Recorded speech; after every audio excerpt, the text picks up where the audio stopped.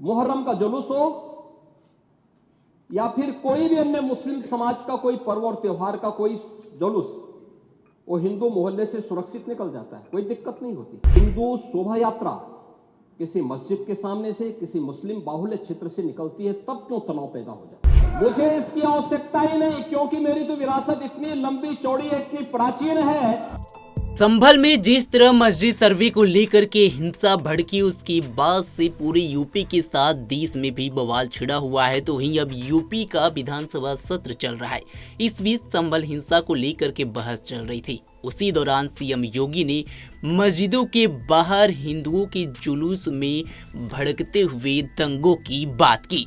CM योगी ने भरी सभा में कहा कि आखिरकार ऐसा क्यों होता है, जब मस्जिदों के बाहर हिंदू के जुलूस निकलते हैं तो ही क्यों दंगा भड़कता है, और जब हिंदू के गलियों में और मंदिर के आगे से मुस्लिमों का जुलूस निकलता है तो बड़े ही शांति से ये जुलूस निकल जाता है, लेकिन हिंदुओं के जुलूस में ही क्यों दंगे भड़कते हैं, क्यों पत्थरबाजी होती है।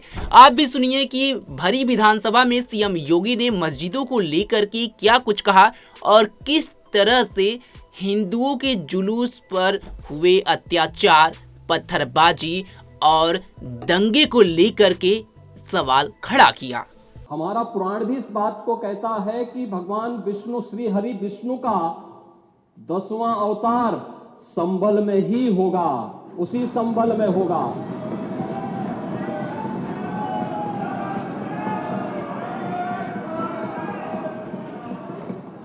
और यह तो केवल सर्वे की बात थी। माननीय न्यायालय के आदेश पर जिलाधिकारी का मतलब जिले का एडमिनिस्ट्रेटिव हेड, पुलिस अधीक्षक उस जिले की पुलिस फोर्स का मुखिया है। इनका दायित्व है कि शांतिपूर्ण तरीके से किसी सर्वे के कार्यक्रम को वहां पे संपन्न करना, माननीय न्यायालय के आदेश को अक्षरशः अनुपालन करना। 1978 में 184 हिंदुओं को सामूहिक रूप से जला दिया गया था।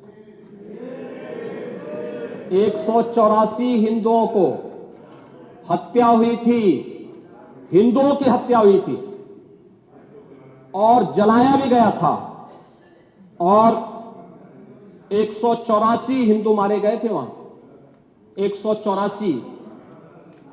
मैं वही तो कह रहा हूं ना, आप उस सच को स्वीकार नहीं करेंगे, आप उस सच्चाई को स्वीकार नहीं करेंगे। और लगातार कई महीनों तक वहां कर्फ्यू था। 1980 में फिर दंगा हुआ था। 1947 से लेकर के अब तक 209 हिंदुओं की निर्मम हत्या वहां हुई है संभल के अंदर। 209 हिंदुओं की। और एक भी बार किसी ने उन निर्दोष हिंदुओं के लिए कभी दो शब्द नहीं कहे, उनके प्रति, उन परिवारों के प्रति संवेदना के शब्द नहीं कहे। कि अगर हमारा कोई पर्व और त्योहार है या किसी का भी है, मुहर्रम का जुलूस हो या फिर कोई भी अन्य मुस्लिम समाज का कोई पर्व और त्योहार का कोई जुलूस, वो हिंदू मोहल्ले से सुरक्षित निकल जाता है, कोई दिक्कत नहीं होती। मंदिर के सामने से भी निकल जाता है, कोई समस्या नहीं होती।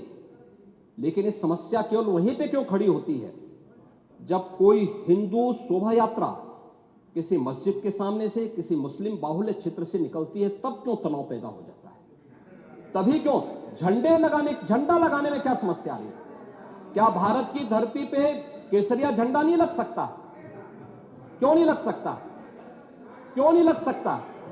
मैं यही पूछना चाहता हूं, आखिर ये दंगे क्यों किए जाते हैं? जय श्री राम का नारा उत्तेजक नहीं है, ये हमारी श्रद्धा का नारा है, हमारी आस्था का प्रतीक है। कल मैं आपसे कहूंगा कि अल्लाह अकबर का जो स्लोगन है, ये हमें अच्छा नहीं लगता। नहीं, आपको हम रोकें तो क्या आपको अच्छा लगेगा? नहीं, आपको नहीं, मुझे मतलब होने की आवश्यकता ही नहीं, मुझे आवश्यकता ही नहीं इसकी। नहीं, मुझे इसकी आवश्यकता ही नहीं है, मुझे इसकी आवश्यकता ही नहीं, क्योंकि मेरी तो विरासत इतनी लंबी चौड़ी है, इतनी प्राचीन है कि मैं उस परंपरा को ही लेकर के चले जाऊं। मैं जय श्री राम का नारा, हर हर महादेव का नारा राधे राधे राधे राधे के संबोधन से ही अपना पूरा जीवन काट सकता हूं।